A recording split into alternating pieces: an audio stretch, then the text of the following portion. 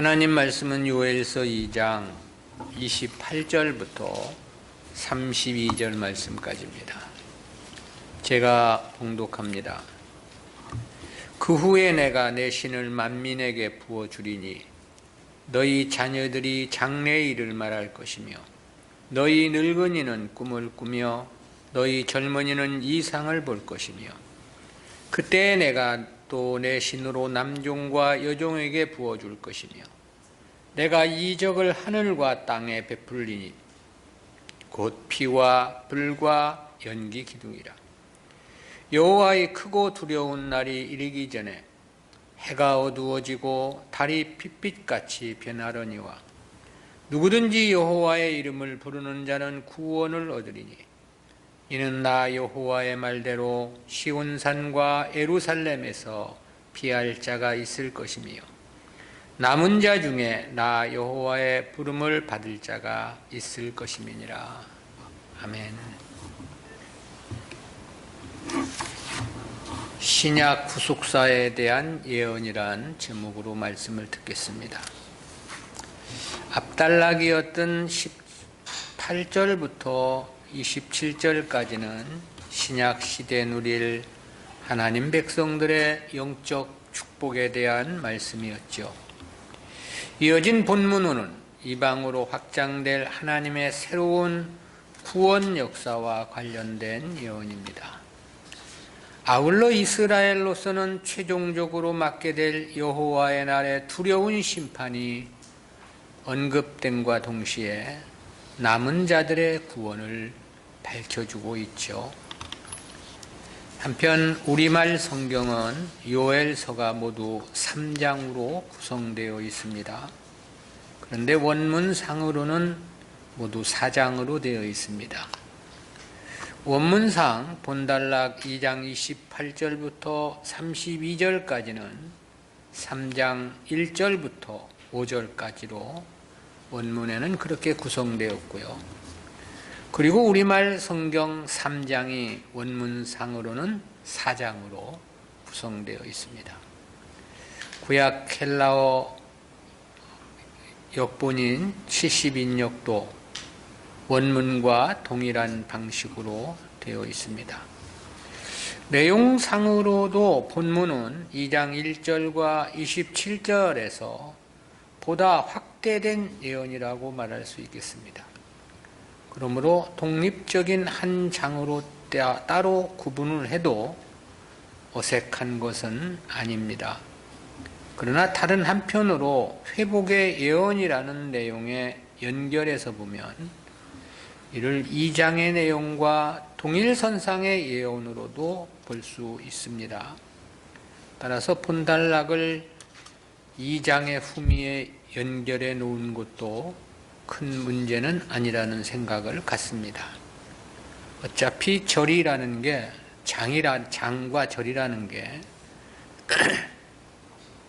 무슨 내용을 구분해서 완전히 잘라놓은 그런 것은 아니기 때문에 그렇습니다. 아무튼 신약 구속사와 관련한 본문은 구속사적 교훈까지 주제를 셋으로 구분해서 살펴보겠습니다. 첫 번째는 오순절 성령 강림과 천하 만민으로의 구속사의 확장입니다. 오순절 성령 강림과 함께 전개될 신약 구속사에 대한 예언을 담고 있는 28절과 29절은 그 내용이 넷으로 구분이 됩니다. 첫 번째는 시대의 전환점입니다. 이는 28절 서두에서 그 후에라고 한 언급에 나타난 의미인데요. 여기서의 그 후에란 문맥을 고려할 경우 1차 여호와의 날의 심판 이후라는 의미로 이해할 수 있습니다. 그러나 주석가들은 공통적으로 종말의 때로 해석하는 경향이 큽니다. 그랜드 종합주석은 그리스도의 초림에서 재림까지의 신약시대 전체를 지칭한다고 해석을 했던데요. 물론 그렇게 이해할 수 있는 근거는 있습니다. 그것은 베드로 사도가 사도행전 2장 17절에서 오순절 성령 강림과 관련해서 본문을 인용하면서 그 후에란 말을 말세로 표현을 하고 있기 때문에 그렇습니다. 이 말세란 구원 역사의 방편적 측면에서 마지막 시대란 뜻이기 때문에 그렇습니다. 그렇지만 본문은 신약 시대 전체에 일어날 일들을 예언한 것은 분명 아니죠. 성령 강림과 함께 새롭게 진행될 신약 구속사에 대한 예언인데요. 따라서 이는 구약 구속사에서 신약 구속사로 변환 확장되는 그 시점을 밝혀준 것이라고 말할 수 있겠습니다. 그럴 경우 그 후에란 바벨론 포로로 1차 여호와의 날의 심판 이후라는 의미로 이해하는 것이 보다 합당해 보입니다. 특히 이를 종말의 때로 해석할 수 없는 것은 아래 32절에서 남은 자가 있을 것을 말씀을 했는데요. 주님 재림의 때는 남은 자가 있을 수 없기 때문이죠. 왜냐하면 그때는 이 세상이 사라지는 최후 심판의 날이기 때문입니다. 또한 구약 선지자들은 이 단어가 메시아 시대를 가리키는 것으로 이해하고 있었습니다. 그것은 이사야서 2장 2절에서 메시아를 예언하면서 같은 단어로 말일이라고 표현을 했기 때문입니다. 또 미가 선지자도 미가서 4장 1절에서 보면 신약 시대에 대한 구속사를 예언하면서 말일이란 표현을 썼고요. 때문에 베드로도 요엘이 그 이후라고 한 말을 말세란 말로 바꾸어 사용한 것으로 보입니다. 따라서 여기서의 그 후에란 정확한 시점은 주님 승천하신 이후라고 말할 수 있겠죠. 즉 오순절 성령 강림이 있게 된 그 시점에 벌어질 역사에 대한 예언을 가리킨 것입니다. 두 번째는 오순절 성령 강림 예언입니다. 그 이후에 일어날 사건에 대해 가장 먼저 밝혀준 것이 오순절 성령 강림인데요. 이에 대해 요엘은 28절 전반절에서 내 신을 만민에게 부어주리니 그랬습니다. 여기서 내 신에 해당하는 히브리어 루히의 어근 루아은은 바람이 불거나 호흡을 불어넣는 어원에서 유래한 단어입니다. 이 단어는 삼위일체 중 성령을 지칭하는 보편적인 표현이죠. 역시 그렇게 이해할 수밖에 없는 것은 베드로가 이를 근거로 오순절 성령 강림이 요엘 선지의 예언의 성취임을 밝혀주고 있기 때문입니다. 이에 대해서 베드로가 그렇게 설교를 했죠. 사도행전 2장 17절 18절입니다. 하나님이 가라사대 말세 내가 내 영으로 모든 육체에게 부어주리니 너희 자녀들은 예언할 것이요 너희의 젊은이들은 환상을 보고 너희의 늙은이들은 꿈을 꾸리라. 그때 내가 내 영으로 내 남종과 여종들에게 부어주리니 저희가 예언할 것이요. 베드로의 이 설교는 본문의 요엘 선지의 예언과 거의 비슷한 문장 구조죠. 따라서 이는 오순절 성령 강림에 대한 예언으로 해석할 수밖에 없습니다. 요엘 선지자가 본서를 기록한 시점이 남유다 제8대 왕 요아스가 통치했던 BC 830년경이라고 했습니다. 그러니까 성령 강림이 있었던 때로부터 대략 900년 전에 이러한 예언이 있었다. 그렇게 말할 수 있겠죠. 그야말로 하나님의 역사의 위대함을 다시 한번 생각해 보게 됩니다. 이는 전능의 하나님이 아니고서는 도저히 있을 수 없는 일이기 때문에 그런 거죠. 세 번째는 세계 만국으로의 구속사의 확장입니다.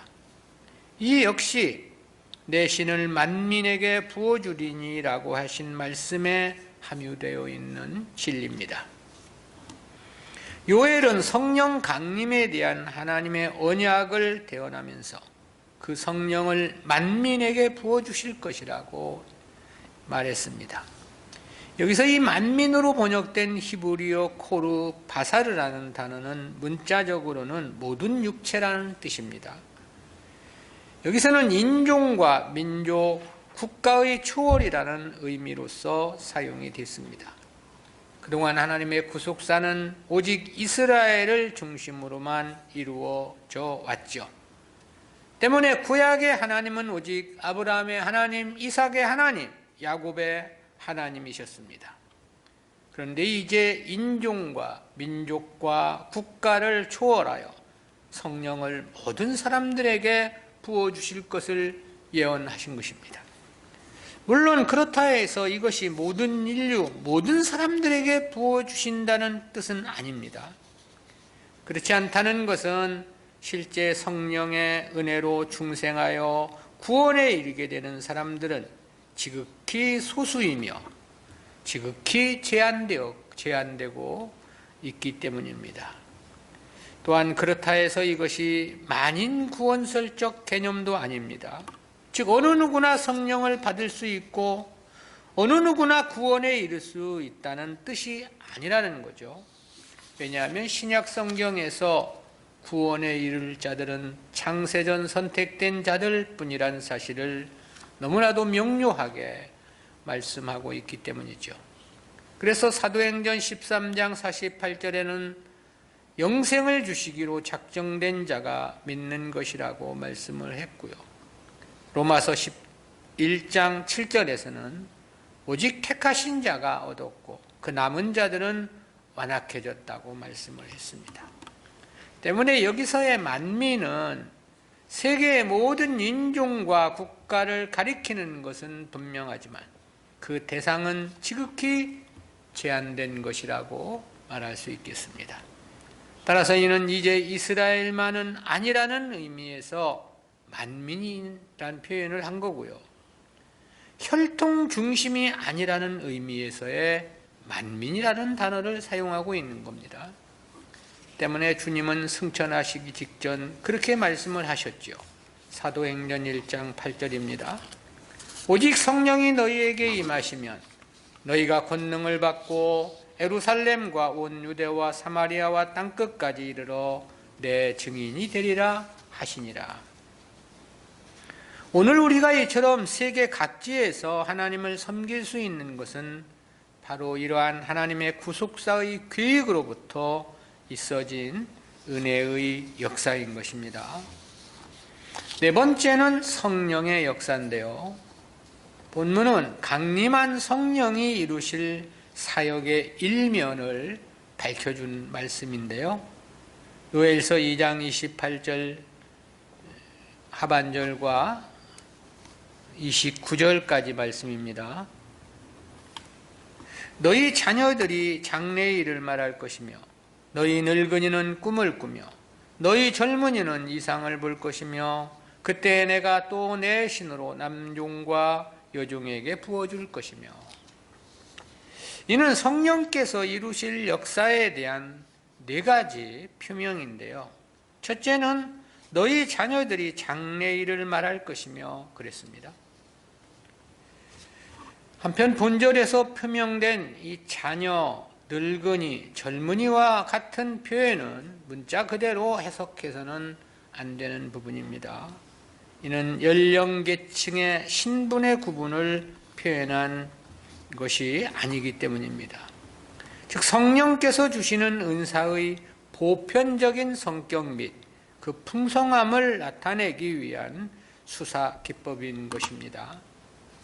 그리고 장래일과 관련한 히브리어 메니베우라는 단어는 예언하다, 선지자 노릇하다 그런 뜻인데요.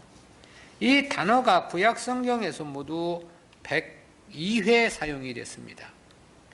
이 히브리어 나바가 나타내는 의미는 두 가지입니다. 하나는 미래의 일을 의미한다는 뜻이고 다른 하나는 하나님의 대변자로서 하나님 말씀을 선포한다는 그런 뜻입니다.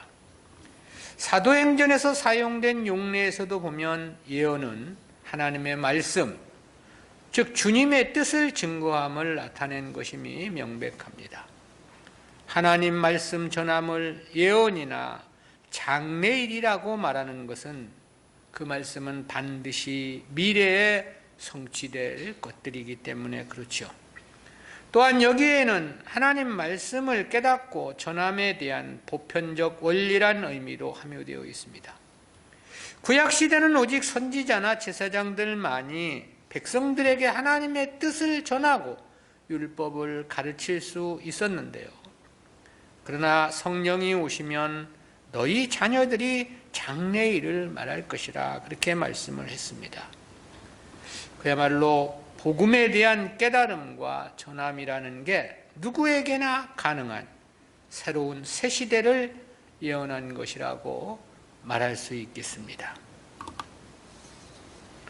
두 번째는 늙은이는 꿈을 꾸며 그랬는데요. 이에 해당하는 히브리어 할로모트 야할로몬이라는 단어는 사람이 밤에 잠을 자면서 꾸는 꿈을 말하는 게 아닙니다. 그런 꿈은 성령을 받지 않아도 모든 사람들이 경험할 수 있는 일이죠. 그러므로 이는 구원에 대한 소망과 영생에 대한 확신을 가리킨 상징적 표현으로 이해해야 합니다. 과거 구약시대 구원과 영생에 대한 소망은 오직 이스라엘 백성들에게만 허락된 특별한 특권이고 은혜였죠. 그런데 이제는 이방인들인 만민에게도 똑같은 현상이 일어날 것을 말씀해주고 있는 겁니다. 본래 늙은이는 꿈을 꿀 수가 없죠. 저부터도 이제 꿈은 다 졌고 인생을 정리해 가야 하는 그런 상황이니까요. 인생의 종착역이 다다랐는데 무슨 꿈을 꾸겠습니까? 과거 이방인들은 구원이나 영생에 대해서 그랬습니다. 어떻게 꿈을 꾸겠습니까? 감히. 그러나 이제는 그렇지 않을 것이란 의미의 예언인 거죠. 믿음이 가져다주는 최대의 효력 중 하나는 바로 구원에 대한 확신과 영생에 대한 소망이기 때문에 그렇습니다. 셋째는 젊은이는 이상을 볼 것이며 그랬는데요. 이상에 해당하는 히브리어 헤즈 요노트라는 단어는 무엇인가를 주목하여 바라본다는 어원에서 유래한 단어입니다. 이 단어는 대개 이상, 묵시, 환상 등으로 번역이 되는데요. 구약시대의 이러한 현상은 하나님의 뜻을 알려주는 계시의 방편들이었죠. 따라서 여기서는 이방인들이 하나님의 뜻을 깨닫고 그 말씀을 따라 순종으로 살아갈 것이라는 의미로서 사용이 된 겁니다. 실제 성령은 진리를 통해서 역사를 하시죠. 때문에 요한복음 16장 13절에서는 진리의 성령이 오시면 그가 너희를 진리 가운데로 인도하실 것이라고 말씀하셨습니다. 역시 과거 구약시대 하나님의 뜻은 오직 이스라엘만의 전유물이었습니다. 그러기에 율법도 오직 이스라엘 백성들에게만 주어진 것이고요. 그러니 이방인들에게 하나님의 뜻은 전혀 알 수도 깨닫을 수도 없는 영역이었던 거죠. 그러나 이제는 천하 만국의 이방인들에게도 하나님의 말씀을 주신다는 것이고 또한 깨달음의 은혜가 허락될 것이라는 그런 의미인 거죠. 때문에 주님 당시에도 보면 이방인이었던 백부장이나 수로보닉의 여인까지도 주님이 메시아란 사실을 깨닫고 은혜를 요청함을 볼 수 있습니다. 네 번째는 내 신으로 남종과 여종에게 부어질 것이며 그랬습니다. 이에 대해 베드로는 사도행전 2장 18절에서 그렇게 말했습니다. 그때 내가 내 영으로 내 남종과 여종들에게 부어주리니 저희가 예언할 것이요. 요엘은 단순히 남종과 여종에게 내 신을 부어줄 것이라고 말을 했는데요. 그러나 베드로는 저들이 예언을 할 것이라는 뜻으로 해석을 했습니다. 따라서 이는 단순히 성령을 부어주신다는 개념이 아닙니다.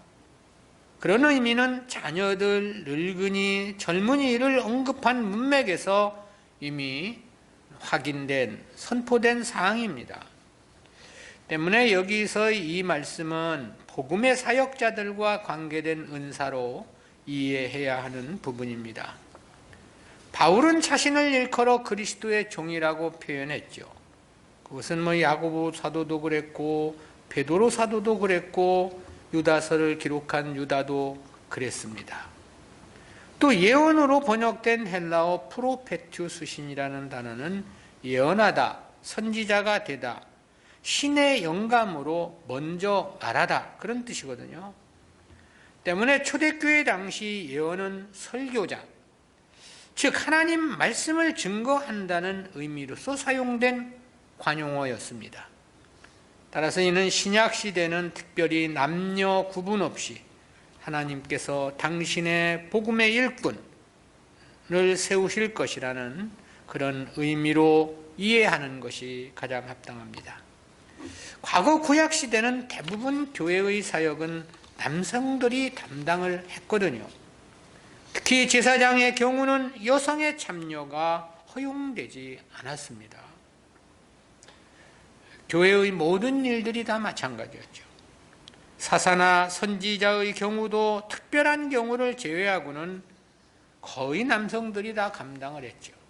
그러나 신약시대는 혈통이나 민족, 국가만을 초월하는 것은 아니라는 거고요. 또한 자녀나 늙은이나 젊은이들의 구별이 되는 것도 아니라는 거고요. 역시 교회의 지도자의 남녀의 구별도 사라질 것이라는 그런 의미인 겁니다. 이러한 말씀에서 보면 신약시대는 구약시대와는 완전히 차원이 다른 구원 역사일 것임이 명백하죠. 인종과 민족과 국가를 초월하는 것도 구약시대로서는 상상이 안 가는 문제였을 거고요. 또한 주의 사역자의 구분에서 남녀 구분이 없다는 것도 여기에 역시 이해 불가능의 영역이라고 말할 수 있겠습니다. 구약시대는 오직 이스라엘만이 하나님의 선민이었고 하나님의 일꾼들 역시 남성 중심으로 이루어졌기 때문에 그렇습니다. 두 번째는 육신적 이스라엘이 최종적으로 맞게 될 두려운 날입니다. 압달락은 성령 강림으로 말미암아 이방에 이루어지게 될 특별한 하나님의 은혜와 관련한 예언이었습니다. 그런데 이어진 본문은 그와는 완전히 상반된 분위기가 감지되는 말씀입니다. 30절입니다. 내가 이적을 하늘과 땅에 베풀리니 곧 피와 불과 연기 기둥이라. 여기서의 이적은 문자 그대로 이적이나 기적을 나타냅니다. 그런데 그 이적을 피와 불과 연기 기둥이라 그렇게 묘사를 했거든요. 이는 모두 하나님의 심판과 관련된 언급들입니다. 피는 애굽에서 물이 피가 되게 한 이적을 상징으로 도입한 문구이고요. 불은 소돔성을 심판하신 하나의 도구였죠. 또한 최종 인류의 심판도 불로 심판하실 것으로 예언되어 있습니다. 역시 연기 기둥 역시 소돔과 고모라 성을 멸하실 때 연기가 옹기점 연기같이 치밀어 올랐다라고 창세기 19장 28절에서 말씀하고 있죠. 이런 표현들이 심판을 가리킨다는 결정적 근거는 이어진 31절에서 확인됩니다. 여호와의 크고 두려운 날이 이르기 전에 해가 어두워지고 달이 빛빛같이 변하려니와 그랬습니다. 여기 보면 여호와의 크고 두려운 날이 이르기 전에 그랬습니다. 이는 바로 앞에 30절을 근거한 말씀인데요. 때문에 해가 어두워지고 달이 핏빛같이 변하는 현상은 30절의 현상, 즉 크고 두려운 날이 이르기 이전에 있게 될 그 어떤 무엇인가를 이야기하고 있는 거죠. 그렇다면 여기서는 두 가지 문제에 대한 해석이 요구됩니다. 하나는 크고 두려운 날이 지칭하는 그 심판은 무엇을 가리키는가라는 문제고요. 다른 하나는 그 이전에 있게 될 해가 어두워지고 달이 핏빛같이 변한다는 것은 과연 무엇을 의미한 말씀인가라는 문제입니다.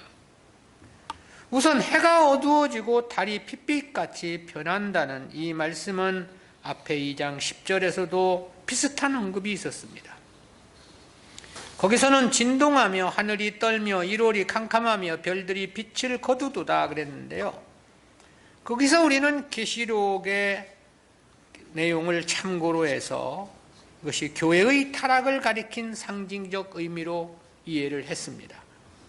본문도 역시 마찬가지입니다. 그러니까 크고 두려운 날이 이르기 이전 당시의 교회가 완전히 타락할 것이란 그런 예언이 되는 거죠. 그럴 것이라는 생각이 들어집니다. 왜냐하면 교회가 타락하지도 않았다면 심판이 아니라 상을 주셔야 할 것이기 때문에 그런 거죠. 그렇다면 교회의 타락 이후 있게 될 피와 불과 연기 기둥, 즉 크고 두려운 날의 심판은 무엇을 가리키는 것인가? 이에 대해서 옥스포드 원어 성서대전에서는 그리스도의 재림 직후 펼쳐질 인류에 대한 심판의 날이라고 해석을 했고, 그랜드 종합주석도 그렇게 해석을 했던데요. 그러나 이는 그렇게 해석할 수 없습니다. 그것은 이어진 32절을 볼 때 그렇습니다. 이 32절에 보면 두 가지 현상을 예언해 주고 있는 건데요. 하나는 이때에 이방에서 이루어지게 될 구원 역사입니다. 그래서 누구든지 여호와의 이름을 부르는 자는 구원을 얻을 것이라고 말씀을 하고 있죠. 그러니까 크고 두려운 날에 심판이 진행되는 그 때에 이방에서는 도리어 구원의 역사가 이루어질 것을 말씀하고 있는 겁니다. 이것이 이방에서 이루어지는 구원 역사를 가리키는 표현이라는 것은 바울이 로마서 10장 13절에서 이 말씀을 인용해서 당시의 하나님의 구원 역사를 설명하고 있기 때문에 그렇습니다. 그리고 다른 하나는 심판을 당하는 유다 백성들과 관련한 메시지인데요. 32절 하반절에서 시온산과 에루살렘에서 피할 자가 있을 것이요 남은 자 중에 나 여호와의 부름을 받을 자가 있을 것입니다 그랬습니다. 여기서 시온산과 에루살렘에서 피할 자가 있을 것이라는 것은 그 크고 두려운 날의 심판에서 구원함을 받을 자들이 있을 것이라는 표명이죠. 그런데 주님 재림 때의 심판에는 택한 백성들도 없지만 피할 자가 있을 수가 없는 거 아닙니까? 왜냐하면 그때는 지구는 물론이고 태양계가 사라지는 심판일 것으로 예언되고 있기 때문입니다. 그러므로 이는 육신적 이스라엘에 대한 심판으로 해석될 수밖에 없습니다. 따라서 여기서의 시온산과 예루살렘은 똑같이 남유다를 가리킨 상징적 표현입니다. 그런데 이처럼 중복으로 표현한 것은 당시의 남유다를 강조하고자 함이겠죠. 그리고 이것이 로마에 의한 멸망을 가리킨다는 또 하나의 결정적인 증거가 있습니다. 그것은 역시 여기서의 이 남은 자에 대한 표현을 바울이 로마서 11장 5절에서 인용을 하고 있기 때문인데요. 로마서 11장 5절입니다. 그런즉 이와 같이 이제도 은혜로 택하심을 따라 남은 자가 있느니라. 여기서의 이 남은 자는 구속사를 이방으로 옮기는 역사를 위해 쓰임을 받게 될 12 제자들과 바울을 비롯한 기독교로 개종한 소수의 유대인 성도들을 가리키는 그런 말씀이 되겠죠. 우리는 이와 같은 말씀에서 두 가지 구속사적인 의의를 생각해 봅니다. 첫 번째는 성도가 몰라서 못했다는 핑계는 허용되지 않는다는 교훈입니다. 그것은 본문의 모든 역사가 장래에 있게 될 일이라는 사실을 통해서 깨닫게 되는 교훈인데요. 그것은 본문의 경우만 그런 것은 아닙니다. 모든 역사가 다 마찬가지입니다. 북이스라엘의 멸망도 호세아서나 아모스 선지자를 통해서 얼마나 많은 예언을 주셨는지 모릅니다. 유다의 멸망의 때도 예레미야나 하박국, 에스겔 선지자를 통해서 그야말로 귀에 딱지가 생길 정도로 예언을 해주셨고 가르쳐 주셨습니다. 바벨론에 이어 바사가 세계를 지배할 것도 예언되었고요. 바사는 헬라에 의해 멸망할 것도 예언되었습니다. 헬라 다음에는 로마가 일어나 세계를 지배할 것도 예언되었고요.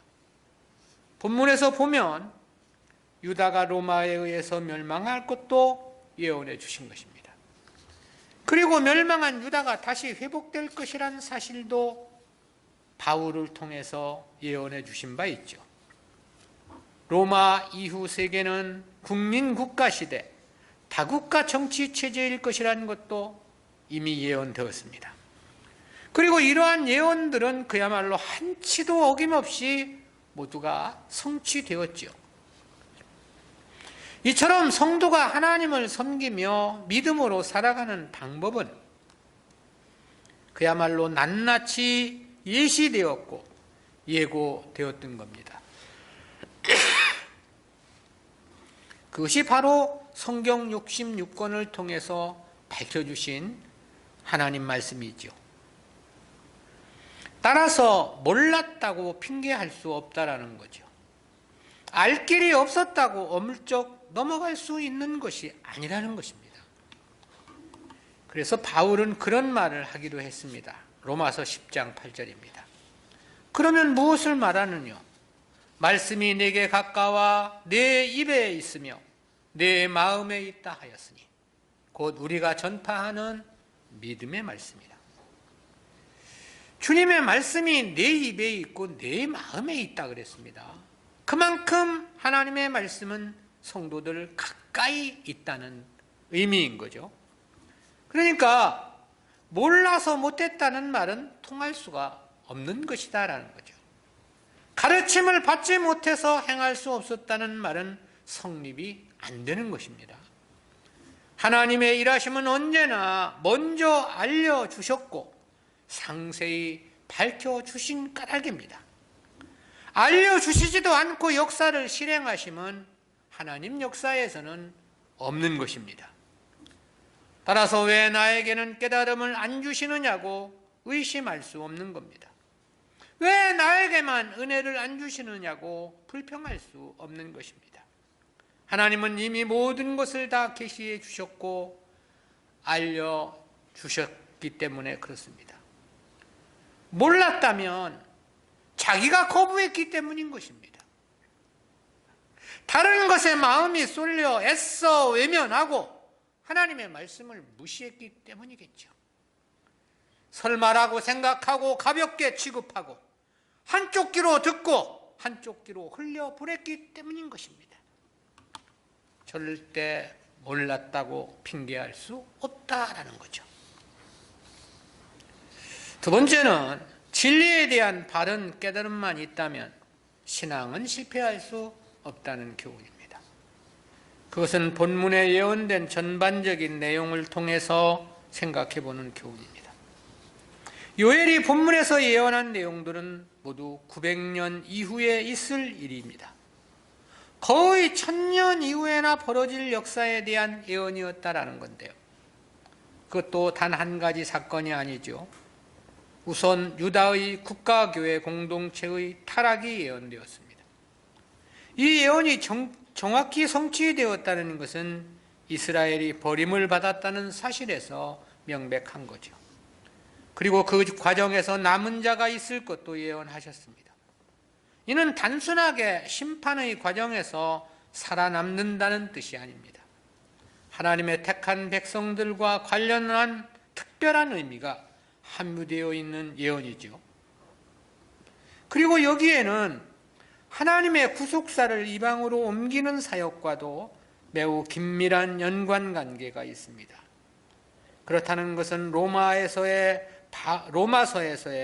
바울의 인용을 통해서 확인을 했습니다. 또 여기에는 오순절 성령 강림에 대한 예언도 있었죠. 이는 주님께서 부활하시고 승천하시기 전에 제자들에게 주셨던 말씀입니다. 그렇다는 것 역시 베드로의 인용을 통해서 확인을 했습니다. 그리고 누구든지 주의 이름을 부르는 자는 구원을 얻는다는 이 신약 구속사에 대한 독특성도 예언이 되었습니다. 이것이 신약 구속사와 관련된 예언이라는 것은 역시 바울의 인용을 통해서 확인됩니다. 이처럼 구약에서 신약으로 구속사가 확장되는 역사와 관련해서 이미 900년 전에 상세한 예언이 있었다라는 건데요. 근데 이러한 예언은 요엘만이 한 게 아닙니다. 대선지서의 5개의 책과 소선지서의 12권의 책, 거의 모든 책에서 신약시대에 대한 예언들이 주어지고 있음을 보게 됩니다. 충분히 알 수 있고 넉넉히 분별할 수 있도록 계시해 주신 거예요. 그럼에도 유다 백성들은 이를 깨닫지 못했던 것입니다. 때문에 메시아도 깨닫지를 못했고 이스라엘의 멸망에 대해서도 전혀 대비를 하지 못했던 거죠. 왜 그랬던 것일까? 그에 대한 이유를 생각해 보면 2가지를 말할 수 있겠습니다. 하나는 표면적인 측면에서 성경에 대한 무지입니다. 하나님의 말씀에 관심이 없었다라는 거죠. 오직 세상 것, 자기 육신의 일에만 관심하고 살았음을 지적하지 않을 수 없는 겁니다. 다른 하나는 근본적인 문제로서 택한 백성들이 아니었기 때문이겠죠. 그렇다는 것은 남은 자라는 의미 속에 함유되어 있는 뜻입니다. 남은 자란 택한 백성을 의미함이라고 그랬잖아요. 그러면서도 이는 지극히 적은 소수를 가리키는 말입니다. 그러기에 대다수의 유대인들은 택한 백성이 아니었던 거죠. 때문에 성경 박사라는 이름을 가졌어도 진리에 대해서는 문외한이었던 것입니다. 그러니까 당시 유다의 멸망은 그 근본적 원인이 하나님 말씀에 대한 무지였음이 명백합니다. 알고 깨달았다면 이 당시도 회개를 했을 것이고 예언된 역사에 대해서 대비를 했을 것이기 때문에 그런 거죠. 하나님은 가르쳐주지 않은 역사를 감행하시는 분이 아니십니다. 모든 것을 먼저 예언해 주시고 오직 그 예언된 역사를 따라서만 섭리해 가신다라는 건데요. 주님은 본문에서 예언된 유다의 멸망과 관련하여 그렇게 말씀하신 바 있죠. 마태복음 24장 15절 16절입니다. 그러므로 너희가 선지자 다니엘의 말한 바 멸망에 가증한 것이 거룩한 곳에 선 것을 보거든 그때 유대에 있는 자들은 산으로 도망할지어다. 이미 다니엘 시대에 이스라엘의 멸망을 이야기하며 그때 산으로 도망을 가라 그렇게 말씀을 예언을 해준 거예요. 이 로마의 군대가 예루살렘을 침략했을 때 성으로 들어가지 말고 산으로 도망갈 것을 다니엘이 했던 예언을 근거로 해서 주님이 말씀을 하신 겁니다. 근데 정작 로마 군대가 침략했을 때는 오히려 모두 성으로만 몰려들었다고 그럽니다. 때문에 그 당시 예루살렘 성 안에서 죽은 자들이 130여만 명이나 된다는 보고가 있습니다.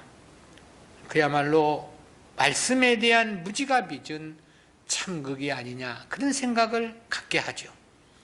그러나 그 뜻을 깨닫는 자, 그 말씀에 대한 바른 이해만 있다면 절대 망할 수는 없다라는 거죠. 하나님의 역사는 언제나 먼저 가르쳐 주시고 그 가르쳐 주신 바를 따라 역사하시기 때문에 그런 거죠. 때문에 로마의 침략이 있었을 때 주님 말씀을 생각했던 지극히 적은 소수의 사람들은 산으로 피하여 생명을 구할 수 있었다고 전해집니다. 우리가 보다 말씀을 바르게 알기 위해 최선을 다해야 하는 이유입니다.